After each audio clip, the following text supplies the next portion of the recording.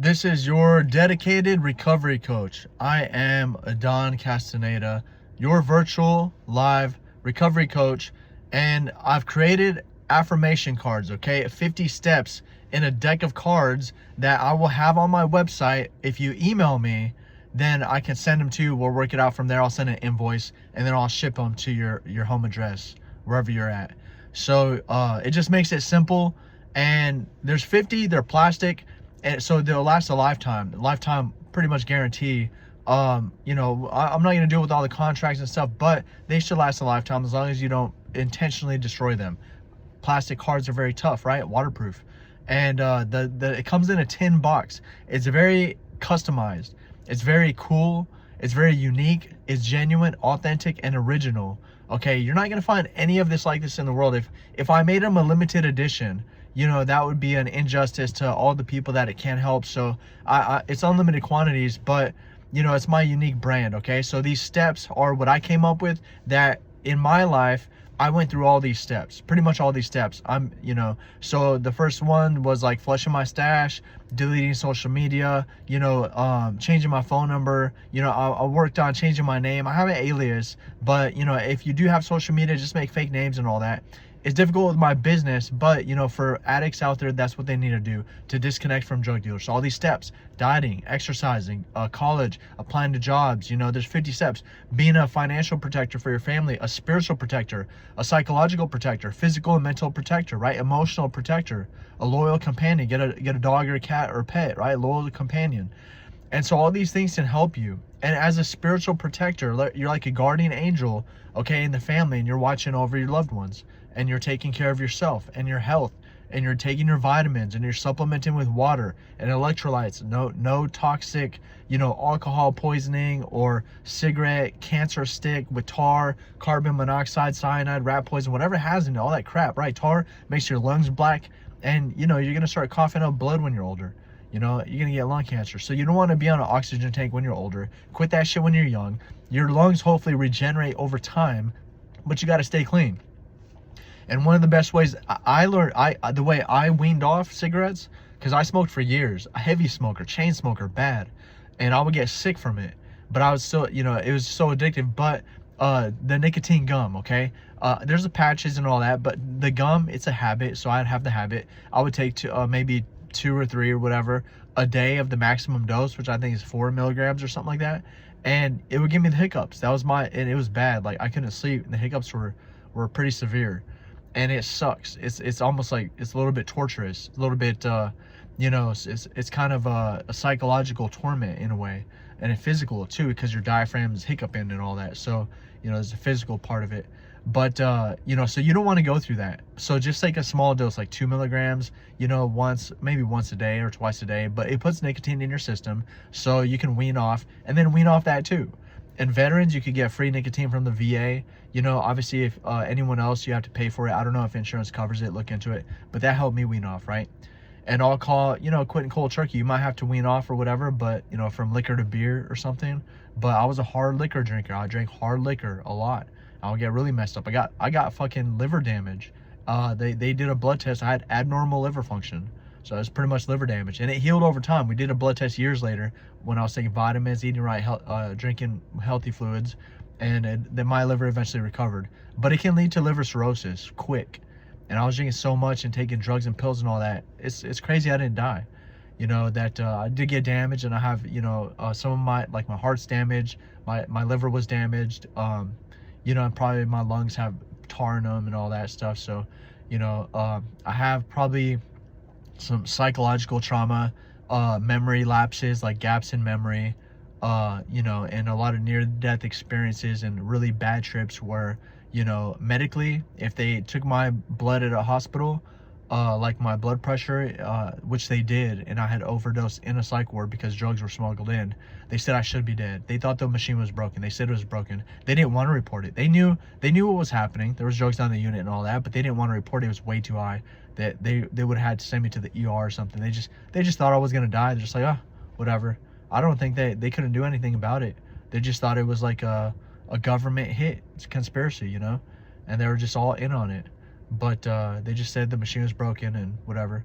But so, there's a lot of cases where I should be dead, and maybe I have some psychological kind of, what do you call it, like fractures in my perception, to where I'll think I'm dead. And a lot of people might go through this. They'll be like, but it's not in a good way, because like when you have family, you might wake up next to your beautiful wife, and your children run up and jump on your bed and they wake you up and all that, and they're laughing and playing and all that, and you think you died and went to heaven. You're like, I died and went to heaven. This is heaven. This is what heaven's like. You got your family, and you're very and you have a lot of love. You feel a lot of love for them and compassion in your heart.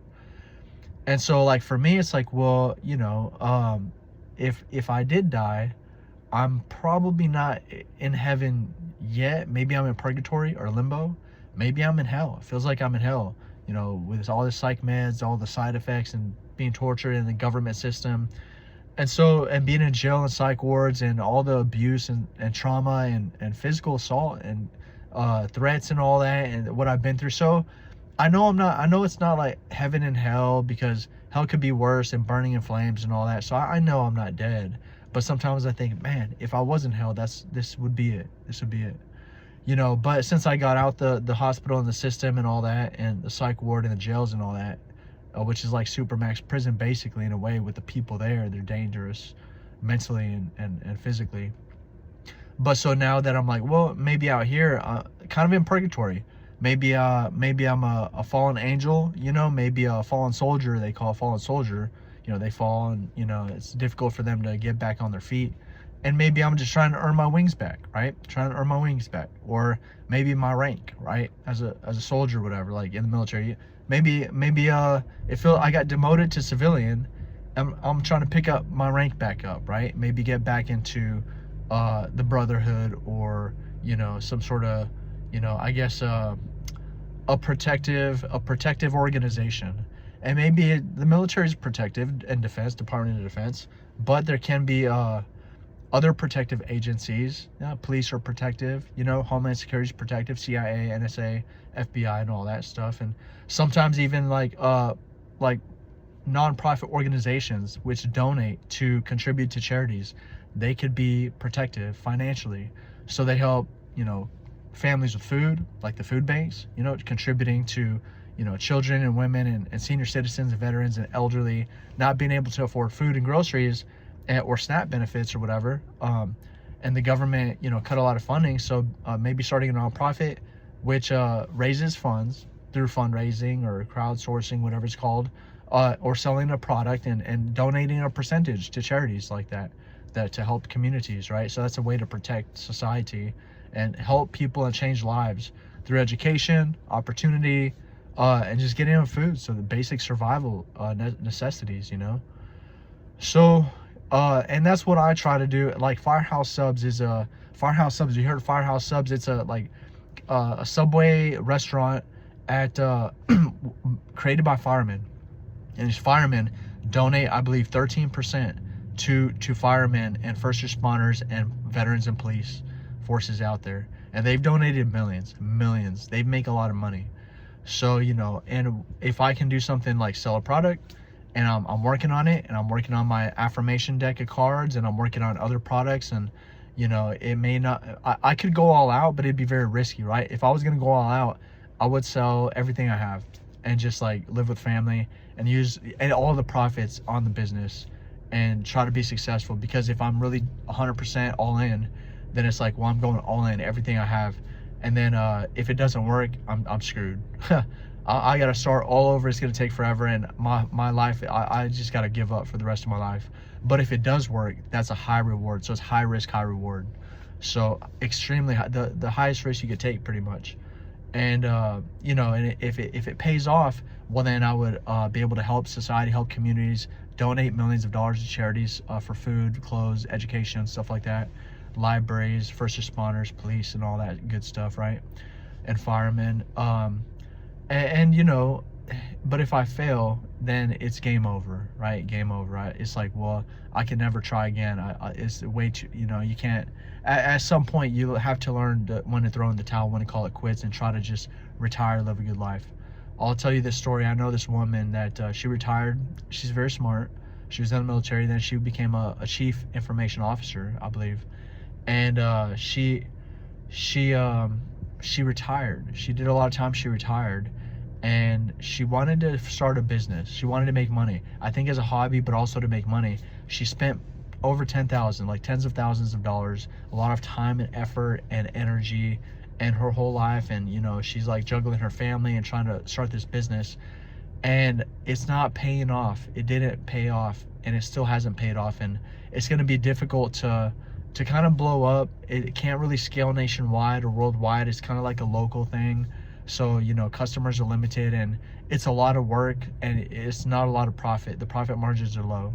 So it's like, sometimes you start a business and you're like, and then you realize I've done this myself. I start a business, I invest a lot of time, effort, training, energy, and it's like, and then you realize, man, this was it's not gonna work. It's not gonna work the way I thought it would. For instance, like some jobs, people go to college or they train in cybersecurity or IT, and then they're like, they say it's hard for them to get a job. It's hard for them to find work. There's a lot of people getting laid off in the tech industry. A lot of college applicants, it's difficult for them to find work in what they majored in. They got to settle for something different, like in the medical field, and maybe they didn't go as far as they could have. And it's just like, it's difficult for a lot of people, and sometimes a lot of things don't work out. But and so 96% of businesses, I believe, like fail in the US. It's so hard to make it. You got to be like, I think there's like about 25 million millionaires, 25 million millionaires in America, which is, it sounds like a lot, but I guess they might just have 1 or 2 million, maybe 4 or 5 million. They're not like hundreds of millions of dollars. Those are like rare, the top elite actors, or the top elite like companies and tech companies, or places like that, these billionaires or whatever. It's not too many of them. Elon Musk, a few like Facebook, and it's like, well, how many billionaires? If you own like 100 apartments and a bunch of rental properties, you might have net worth 50 to 100 million dollars, right? And that's still not even billions.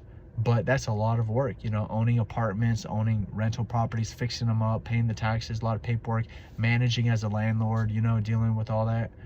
And so there's a lot of opportunity, and no one ever said it was easy. It is a lot of hard work, but I have to really dedicate myself, commit, and really consider, like, how far am I going to go through with my ideas? I could try my best, and that's all I'm trying to do. Support communities, be a part of society again, as this fallen angel, fallen soldier, trying to get my wings back, trying to get my rank back or whatever. I'm trying to get maybe a level of reputation or status to where people know I'm good-hearted. I try to do the right thing. I've said a lot of fucked up shit. I had to go through that. I had to let that out. I had to vent. I had to let that emotion out. I might not seem emotional, but I had to get those thoughts out because they were just in the back of my mind and just like eating at me, kind of decaying in my psyche and just like rotting my brain. So I have to let people know this is how I feel. Even if all my stuff gets taken down, that would be a sad, that would be a, what do you call it? Kind of like unfortunate. And, it's like I'll have to start all over. But, I said what had to be said. And maybe the universe heard me. Maybe the right individuals heard me, and I might have said some dangerous things, but hopefully only good people hear them. People go to karate and they learn self-defense, and people go to shooting ranges, they learn how to shoot, and you have to just trust that they're going to be the good person, the good guy, and they're going to protect and defend, and they're going to use their knowledge and skill for good, and to protect people and protect society, protect the innocent and women and children, and stand up for others. So that's how I speak, and that's what I speak on. And I just make sure that anyone listening to my channel and myself try to be virtuous, try to be moral, try to be ethical, try to build your character, try to uphold morals, principles, beliefs, and values, like family values, your core family values, and what you believe in, what you stand for, who you're going to stand up for, who you're going to protect and defend, and financially, spiritually, psychologically, right, physically. So be that protector, be that guardian angel, and be that and get your wings back, get your rank back. Be that protector in society, even if you're a civilian or whatever, it's like, well, you can, being a protector financially, starting a company and protecting, women and children with SNAP benefits, food pantry, food banks, anything, education, which, some businesses do, but a lot of opportunities, just operating off opportunity. For instance, for example, and really you can help one person at a time. And this is what I did when a kid walked up to my door and he's like, hey, can I mow your lawn or whatever? I'm like, no, I'll mow my lawn. And I'm like, here's what you can do, right? If you need to make money, all right, I saw this in the news. Here, you could get some spray paint and you could get some stencils and maybe some, some different, what do you call it? Like football teams or something, football, basketball teams and all that. Or some stars for the American flag or the Texas flag, whatever. And you can spray paint the curb, people's digits, like 9374, like whatever their address is. And they'll pay you $20. Say, look, for $20, I'll spray paint your curb with your address wherever you want it, like on the curb, on the driveway, and some kids made hundreds of dollars in the summer, maybe a couple thousand. They just went up to doors all over the neighborhood, all these different neighborhoods, $20 here, $30 there, whatever, spray painting with stencils and spray paint, the numbers and the digits for their home address on the curb in the driveway. So even kids, it's like, obviously, and that's one way to help them. Me just being a mentor, like an advisor, like a coach, I'm saying, hey, this is how you can make money, right? I'm on my own lawn, I don't need you to do this for me right now. You're too young. I think you'd have trouble, right? But you can do this. It's easier, right? Stencil work, right? Just wear a mask, protect yourself from the spray paint, right? Wear glasses to protect your eyes from the spray paint, and just go door to door, right? So kids do. I used to do that as a kid, door to door. I would look at the tall grass, say, hey, you need your lawn mowed, 20, $25, whatever. I mow and weed eat, right? So it was a good workout. And, it just, you just got to have, like work ethic, you got to have the dedication and really discipline, right? And be resilient. If you've ever, like, something's happened to you as a kid, or maybe your father's not around, or you're bullied and all that, you got to be resilient and strong, push through it, right? Things happen, and just focus on yourself, focus on your improving yourself, right? And in real life, as an adult, I do the same thing, right? It's like, well, I'm bullied by the government, the hot doctors, psych doctors, and the medical system, and the nurses and all that, bullied. And I'm even being poisoned, like it was a cartel, right? And I just got to move past it, deal with it. It's like a bad trip, but I got to keep going and just focus on myself, how I'm going to make money, and obviously pay for an elite attorney to defend me in the Supreme Court if I have to, and defend my case and be like, hey, we could terminate this court order.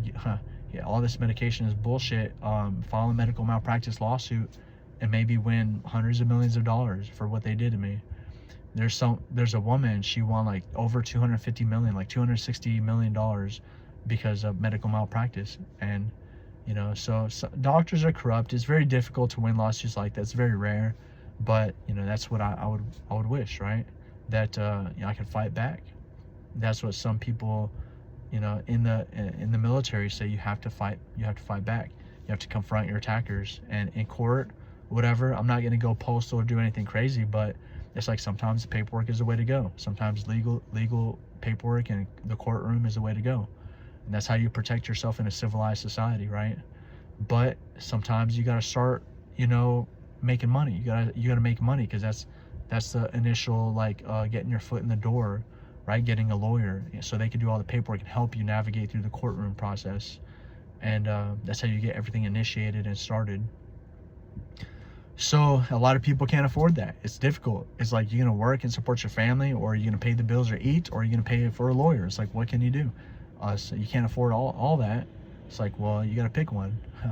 But if you can afford it, somehow make it, which is what I'm trying to do. Start a business company, help people, save lives, protect people, protect the innocent, and also hire an elite attorney, right?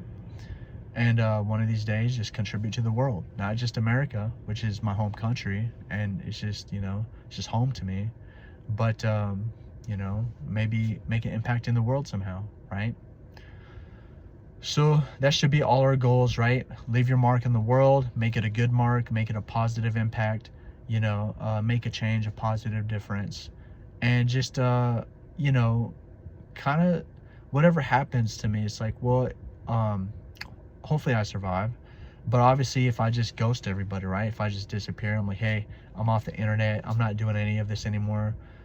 Anyone who did follow me, I want them to remember me as like, maybe I had some emotional impact or connection, right? Maybe there's some emotional, spark that you'll remember me for, maybe something that maybe something I said that helped you get through a moment, or something I said that helped you get through your addiction, or something that helped you recover, and maybe focus on living the American dream, which is what I talk about, right? Or maybe even leaving the country and living the American dream in another country. It could be any other country, right? That's safe and affordable, and offers a good community, and you're with your family. So home is where the heart is, right? Home is where the heart is. It doesn't have, even if you're from America, wherever you and your family are, home is where the heart is, right? So that's where home's going to be. So I hope this message was insightful. And like I said, I hope anything I've said over the past 4 or 5 years that I've been vlogging has helped anybody. And that's it. So I guess I don't want to get too mushy here, but love y'all. Stay safe. Take it easy. Semper Fi. And take care of yourselves. Peace.